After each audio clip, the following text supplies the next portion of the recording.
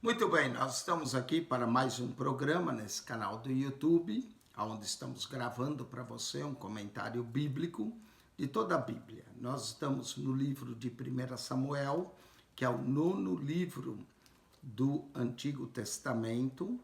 Ele é o nono livro e o quarto livro histórico. 1 Samuel serve de transição entre o período do juiz e a monarquia, com o primeiro rei, Saul. Nós vamos ter o ministério de Samuel nesse livro, até a sua morte, no capítulo 25, verso 1, e o reinado de Saul e as perseguições que Saul fez a Davi, não é? E também parte da história de Davi, do capítulo 16 em diante. Na verdade, o livro fala até um pouco mais de Davi do que do próprio Saul. Mas o livro vai concluir com a morte de Saul.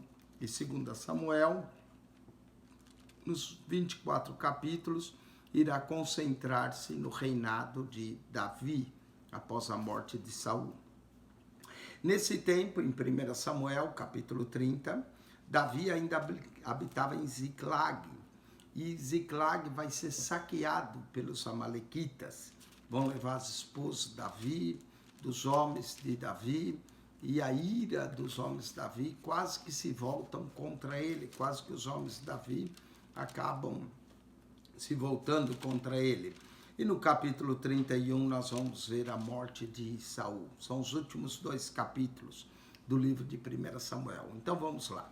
Ziclag é saqueada pelos amalequitas. O livro de 1 Samuel tem 31 capítulos, 811 versos. Vamos lá, Ziclag é saqueada pelos amalequitas. Sucedeu, pois, que chegando Davi e os seus homens ao terceiro dia a Ziclag, lembra que Davi foi mandado embora da batalha. Ele retorna ao terceiro dia a Ziclag. Já os amalequitas com ímpeto tinham dado sobre o sul e sobre Ziclag, e tinham ferido a Ziclag, e tinham posto a fogo, puseram a fogo a cidade, e levaram cativo as mulheres que estavam nela. Porém, a ninguém mataram, nem pequenos, nem grandes. Tão somente os levaram consigo e foram pelo seu caminho. E Davi e seus homens vieram à cidade, e eis que estava queimada a fogo, e suas mulheres, seus filhos e suas filhas eram levados a cativos.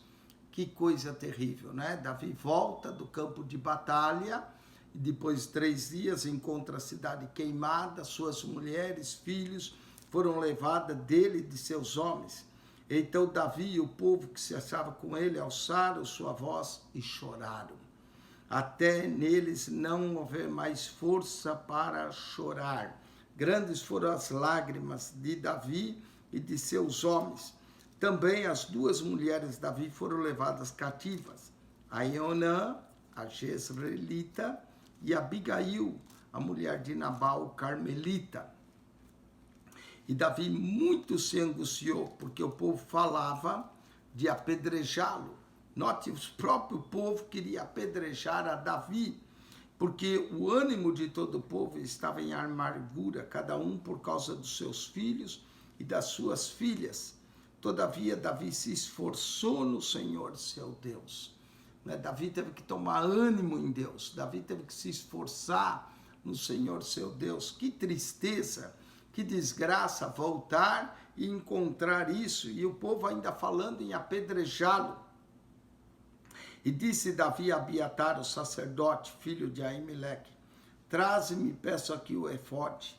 E Abiatar trouxe o efode a Davi. Davi vai consultar o Senhor. Não é? Então, é assim que Davi se esforça em Deus, consultando a Deus, buscando a Deus. Isso nos ensina uma lição tremenda. Em meio à desgraça, em meio à tristeza, em meio à perda, nós devemos sempre consultar a Deus. Verso 8, então consultou Davi ao Senhor, dizendo: perseguirei eu a essa tropa, alcançá-la-ei?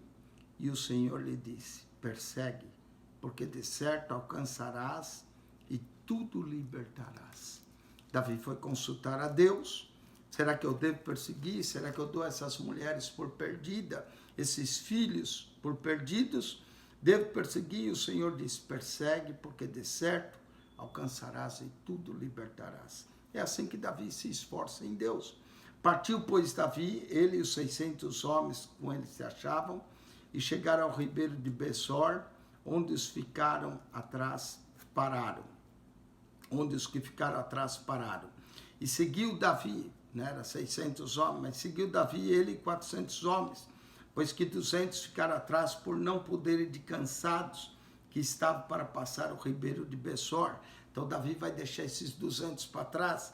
Eles estavam cansados, né, de perseguirem, e aí Davi tem que deixar para que ele continue perseguindo e vai seguir adiante com os 400. E se acharam no campo um homem egípcio, e o trouxeram a Davi, deram-lhe pão, e comeu, e deram-lhe água a beber. Deram-lhe também um pedaço de massa de figos secos, e 2 cachos de passas, e comeu, e voltou ao seu espírito, porque havia 3 dias e 3 noites, que não tinha comido pão nem bebido água. Esse egípcio vai informar a Davi. Então Davi lhe disse, de quem és tu e de onde és? E disse o moço egípcio, sou servo de um homem amalequita. Meu senhor me deixou, porque adoeci há 3 dias. O homem estava quase morrendo. Davi, então, dá-lhe de comer. O Senhor o havia abandonado, porque ele era amalequita. Então Davi serviu a esse homem, né, esse egípcio. Nos demos com ímpeto para a banda do sul dos Queretitas e para a banda de Judá e para a banda do sul de Caleb e pusemos fogo a Ziclagle.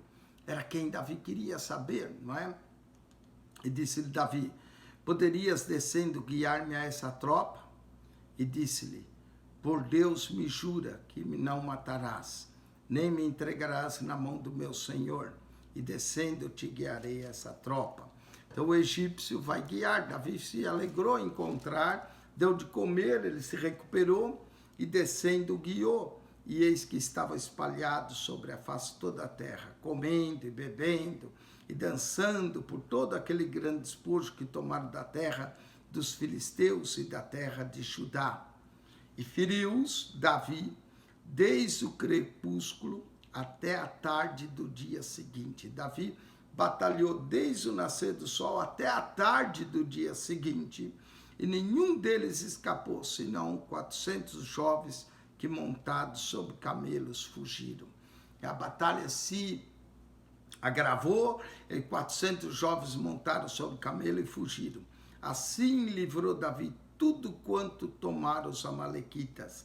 Também as suas 2 mulheres livrou Davi, e ninguém lhes faltou, sobre o menor até o maior, e até os filhos e as filhas, e também desde o despojo, até quanto tudo que lhes tinham tomado, tudo Davi tornou a trazer. Olha só, o inimigo levou, mas Davi recuperou. Não é? Muitas vezes o inimigo, os amalequitas da nossa vida, quer nos levar, mas se nós batalharmos e confiarmos em Deus, reconquistamos. Davi reconquistou tudo. Também tomou Davi todas as ovelhas e vacas e levou diante de outro gado e dizia, esse é o despojo de Davi. E chegando Davi aos 200 homens que de cansado estavam, que não puderam seguir a Davi e que ficaram no ribeiro de Besor, esses saíram ao encontro de Davi e do povo que com ele vinha. E chegando-se Davi ao povo, o saudou em paz. Mas Davi voltou do despojo, saudou em paz. Então todos os maus e filhos de Belial, dentre os homens que tinham ido com Davi, alguns homens, não eram todos, né, mas só aqueles... Davi tinha alguns homens maus no seu acampamento, né, no seu exército. Dentre os homens que tinham ido com Davi, responderam e disseram, visto que não foram conosco, não lhe daremos o despojo que libertamos, mas que leve cada um sua mulher, seus filhos e se vá. Então aqueles homens maus falaram, não, esses aí não foram, ficaram cansados, pega aí suas mulheres e seus filhos, mas o despojo nós não vamos repartir, porque eles ficaram para trás. Porém Davi disse, não fareis assim, irmãos meus, com o que nos deu o Senhor, que nos guardou e entregou a tropa que contra nós vinha em nossas mãos. Davi entendeu que a vitória não veio da força deles, do braço deles, mas que a vitória veio do Senhor, E como era o Senhor que deu a vitória, ele falou, nós não vamos fazer isso. E quem em tal vos daria ouvidos? Porque qual é a parte dos que desceram a peleja, tal também será a parte dos que ficaram com a bagagem, igualmente repartirão. Aqueles 200 estavam cansados, ficaram com a bagagem, e Davi diz, nós vamos repartir. Havia uma coisa muito linda em Davi, uma justiça maravilhosa. Davi era um homem justo. Davi, quando tinha as batalhas, ele reconhecia, em primeiro lugar, que quem lhe deu a vitória foi o Senhor, não foi a sua força. Em segundo lugar, ele era justo, tanto para os que foram, como os que ficaram. Não é? Davi trazia um senso de união, chamava seus homens de irmãos, e Davi disse, nós vamos repartir igualmente, não vai ter mais um que receba do que o outro.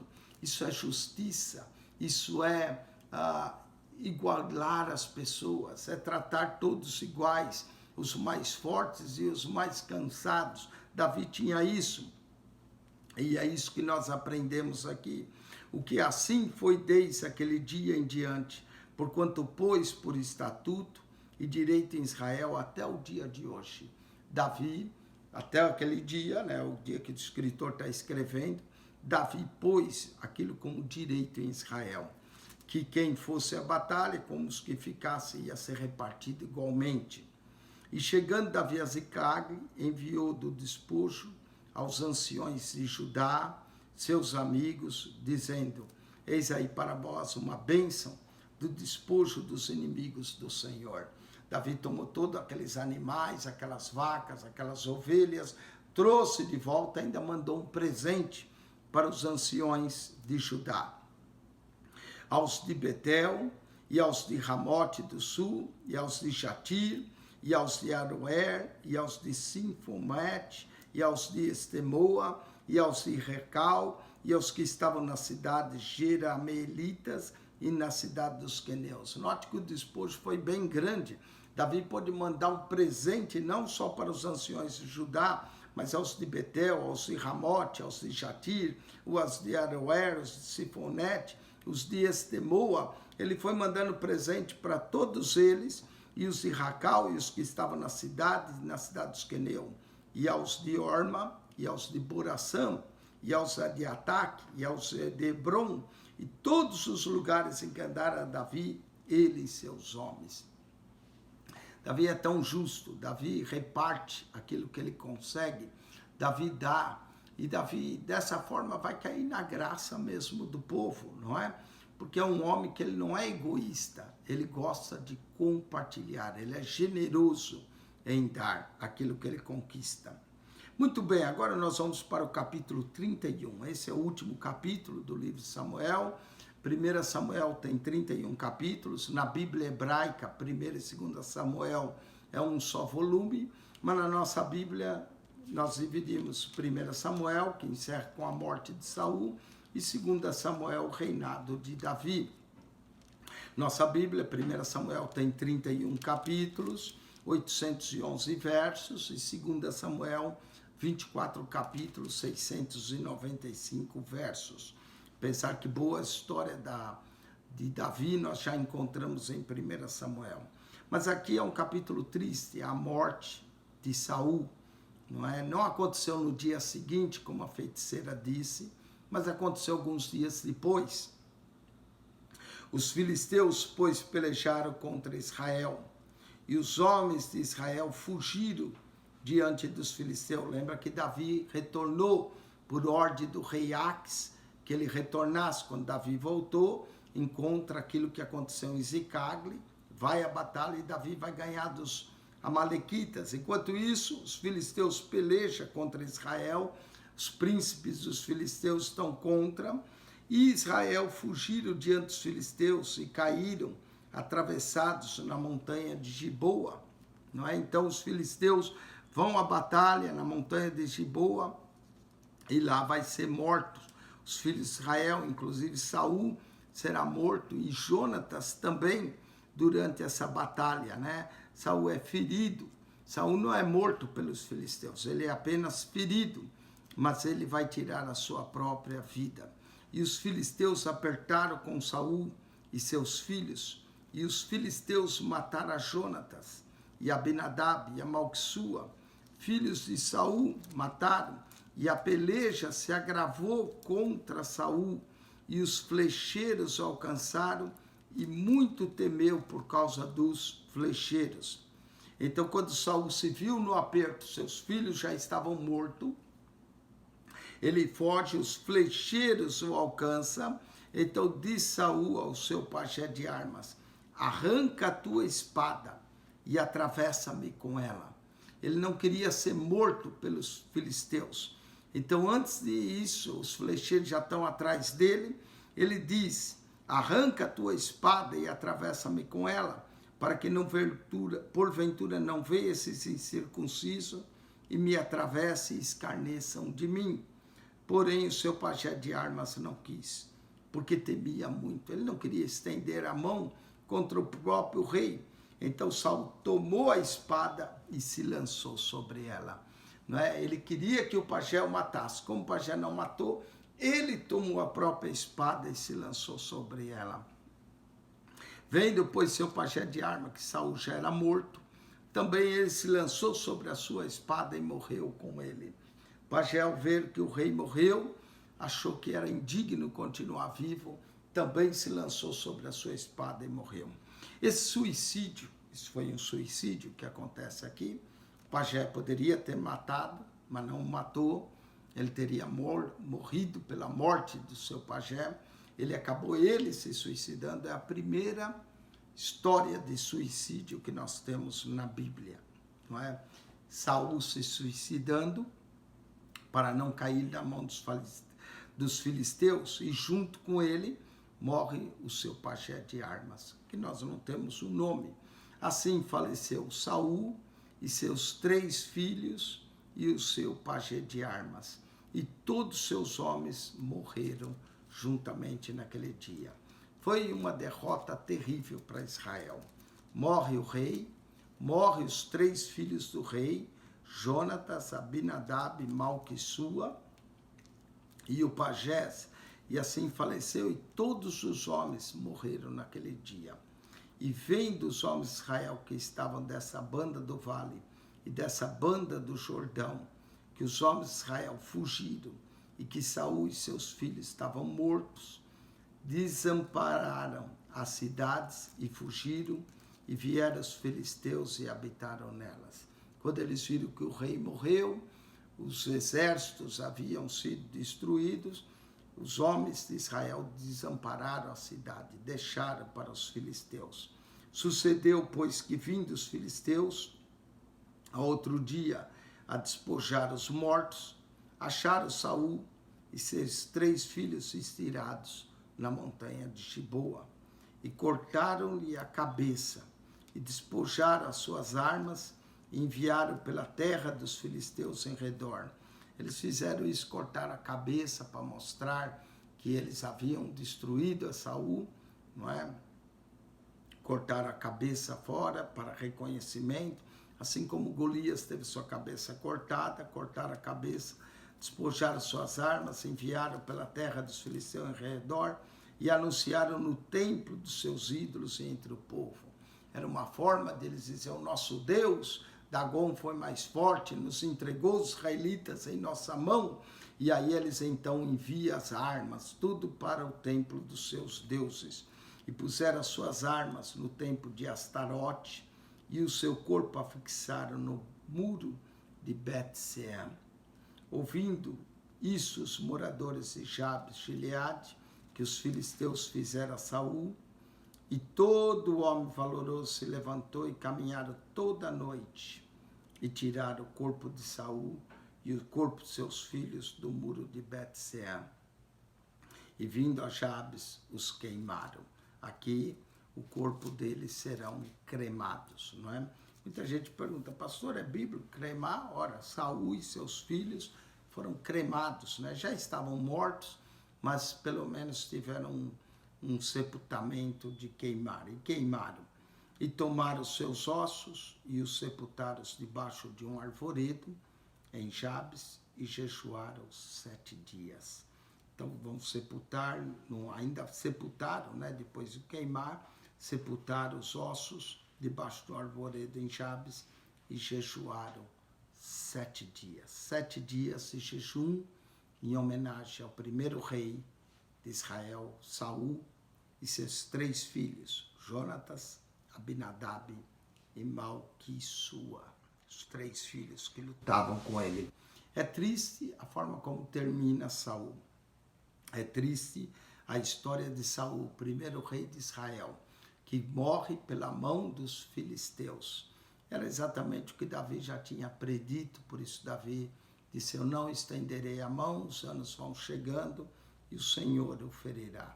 E ele foi ferido, Deus não falava mais com ele. No final de sua vida, ele está totalmente afastado de Deus, ao ponto de consultar uma feiticeira, e tem uma morte trágica, uma morte sem honra, tirando ele a própria vida, apesar que ele achava que tirando a própria vida seria mais honrado do que os filisteus o matarem. Infelizmente, Saul termina dessa forma. E aqui conclui o livro de 1 Samuel. 2 Samuel vai continuar essa história da morte de Saul, né? Chegando a Davi, e aí nós vamos concentrar no reinado de Davi. Amém? Com isso nós concluímos mais um livro da Bíblia, o 9º do Novo Testamento, o 4º dos livros históricos da Bíblia, e nós agradecemos a Deus por ter concluído mais um livro. Ajude-nos a divulgar o nosso canal. Se você entrar lá, Pastor Piacentini, Eugênio Piacentini está em ordem, em pasta, para que você estude cada livro da Bíblia. Que a graça de nosso Senhor Jesus Cristo seja convosco, o amor de Deus, nosso Pai, e a comunhão do Espírito Santo. Deus vos abençoe grandemente. Um beijo no coração de vocês. Amém.